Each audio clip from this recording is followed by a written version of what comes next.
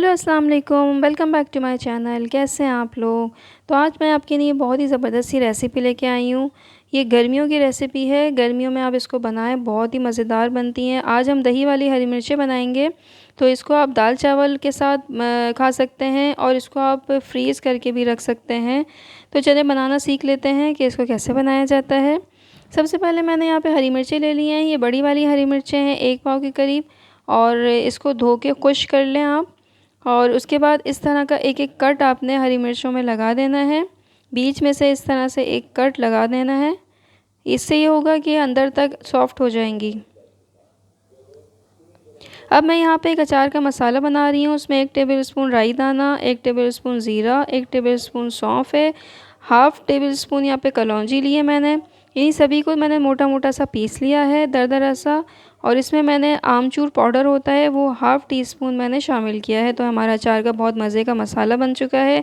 इसको एक साइड रख देंगे हम।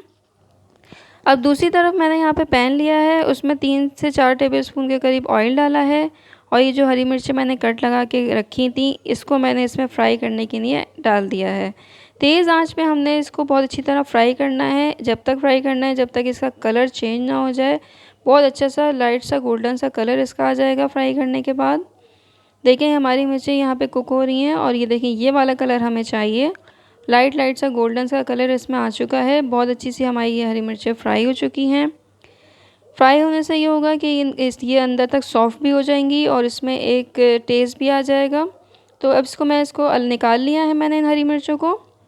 अब इसी ऑयल में मैंने यहाँ पर चूल्हा मैंने बंद कर दिया है।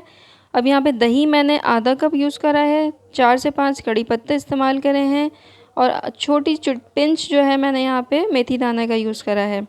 हाफ़ टी स्पून यहाँ पे मैंने हल्दी का डाल रही हूँ मैं, और हाफ़ टी स्पून में नमक का डाल रही हूँ। और यहाँ पे इमली का पल्प है, गाढ़ा गाढ़ा पल्प है ये इमली का, पतला नहीं है। 3 टेबलस्पून में इमली का पल्प यूज़ कर रही हूँ इसमें। और इन्हीं तमाम चीज़ों को अच्छी तरह हम मिक्स कर देंगे। और इसके साथ ही मैंने अचार का मसाला बना के रखा था वो पूरा मैं इसमें डाल दूँगी।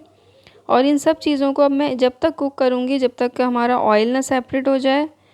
मीडियम टू लो फ्लेम पे मैं इसको कुक करूँगी, और दही पे अपना पानी छोड़ेगा और ऑयल सेपरेट हो जाएगा। ये देखें ये इसकी कंडीशन आ जाएगी। जब तक हमने इसको भूनना है इस मसाले को, प्यारी सी बहुत अच्छी सी खुशबू आने लगेगी इसमें। इसी स्टेज पे मैं इसमें तमाम हरी मिर्चें शामिल कर दूंगी जो मैंने फ्राई करके रखी हुई थी। ये तमाम हरी मिर्चों को मैं इसमें ऐड करने के बाद अच्छी तरह से इसको मिला लूँगी मसाले के साथ। मसाला बहुत अच्छी तरह हरी मिर्चें और मसाला दोनों कंबाइन हो जाएंगे। मीडियम फ्लेम हमारा अभी भी मीडियम ही है, मीडियम से थोड़ा सा कम फ्लेम पे आप इसको कुक करें।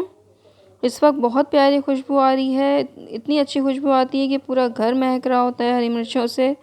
तो ये गर्मियों की सौगात है, इसको दाल चावल से खाएं, रोटी के साथ खाएं, तो आपको बहुत ही मज़ा आएगा।